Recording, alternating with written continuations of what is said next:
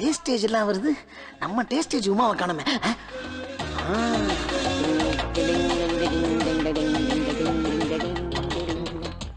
Pass 1 second. மேடத்தை நீங்க follow பண்றீங்களா? ஏன் உன் தங்கச்சியா? மை காதலி 3 மாசமா ஃபாலோ பண்றேன். லைன்ல வாங்க சார். ஒரு சந்தேகம். ப்ரொசீட். கார போண்டா கைகால் முளைச்ச மாதிரி இருக்கீங்க. அந்த பொண்ணு பர்சனாலிட்டி என்ன, உங்க பர்சனாலிட்டி என்ன? எப்படி உங்களுக்கும் அந்த பொண்ணுக்கும் செட் ஆகுன்னு நினைக்கிறீங்க? புரியுது, உங்க ஃபீலிங் புரியுது. பாஸ், ஐஸ்வர்யா ராயா இருந்தாலும் உங்க அக்காளா இருந்தாலும் நம்ம லவ் பண்ணலாம். அவங்க பண்றாங்க பண்ணலங்கிறது அவங்க இஷ்டம்.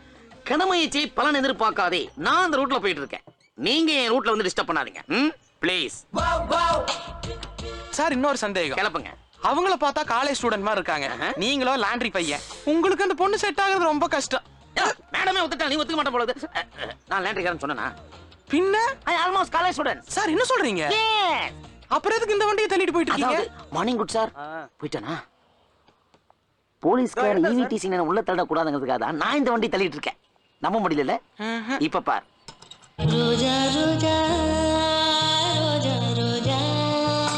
எப்படி நம்ம டச் சூப்பருங்க.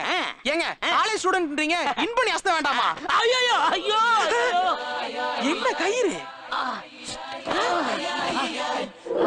பங்கஜம் சில்க்ஸ் பட்டுக்கோட்டை, கிளைகள் வேறெங்கும் இல்லை.